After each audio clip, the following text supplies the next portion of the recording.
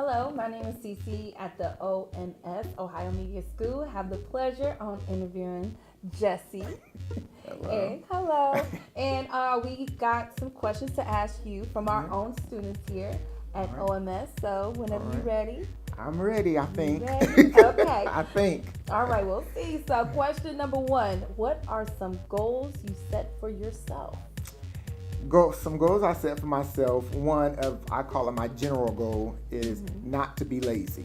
There's a lot of people that want to walk in success, including myself, but there are people that are lazy. And so one goal I set for myself is that days I even have nothing to do, to make sure that my day is productive. Because I always tell people, being a busybody does not equate you to being productive. So I make sure that my days are productive, that I'm not lazy, and that I keep myself in a place of peace. So I meditate also every morning. I'm with you on that. Yes. I'm with him on that one. Yes, that's important. Do you have any words for the youth of today? Yes, balance your life emotionally. And I say that because we have so many dysfunctional families, and by me being a family and marriage counselor, and then being a single father with my 18-year-old, and then shared fathering with my 9-year-old daughter. Yes, she'll be 19 this year. Wow, Ooh, you don't look like you got no 18. Yes, yes. I will be 40 this year, and I'm ready for it. I'm ready for May to come, Taurus season. I'm ready. Taurus season. I am ready for it to come. Yes. See, my baby is 18. She'll be starting college this year. And one thing I tell her is to push.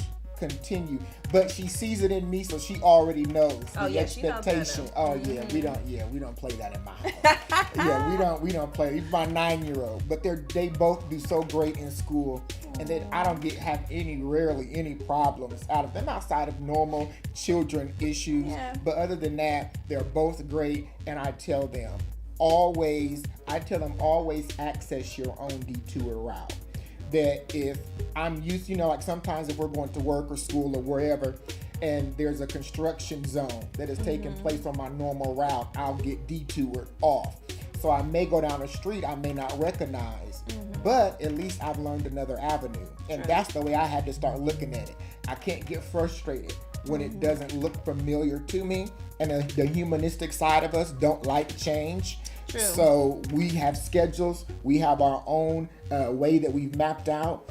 And so I look at detours as it's something unfamiliar to me, but it's another route that I'm learning. And I'm going to need this wisdom somewhere down the road. How did you find your confidence? You did mention that, it took you a while to find the confidence and, stand on your own 2 feet as far as what you believe in.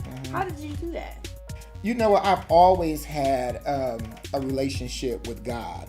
And not a religious relationship, but a spiritual relationship.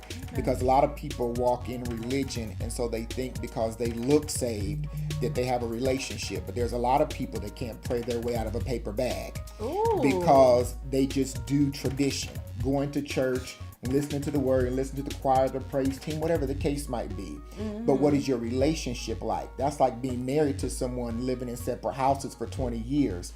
You may know them. You may know of them, but you don't know them because you really don't know anyone until you live with them or around them for a while. That is a fact. I'm telling you, that is a fact. You really don't know.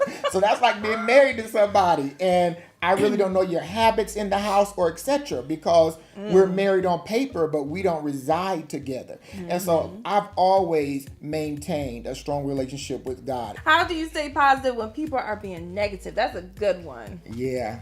Whoever question that was, that's a good one. That was a real good question. I just remember that I dictate my atmosphere. Okay, now. So it's just that simple. When other people are negative, I tell people, have your moment. Now that your moment is over with, I'm done with it. Because again, we digest that. Like a lot of times we allow people to dump on us. And I don't know if you've ever walked into a room or into a house and you was feeling happy, you was feeling glad, or got on the phone, and then your spirit just went down about 10 levels. It's because of the atmosphere that you have now embraced. You can feel it. Exactly. And so when I'm around people, Even before I get around people, I remind myself there's only one Jesse Sanders. All right now. Only one. And I control this atmosphere. So I just don't deal with negativity too long. Okay. And when you making moves, you just can't. What advice do you have for someone ready to give up?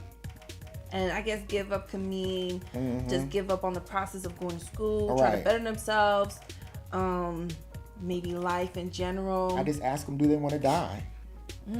I mean, why just be here to exist? I wasn't created just to exist. I was created to live. So I'm going to do exactly that. Even on my not so good days, I'm going to live. So I tell people, if you're ready to die, then do what you have to do. Give up. Wow. Don't exist anymore. Make a statement. Live. One more question, because yes, ma'am.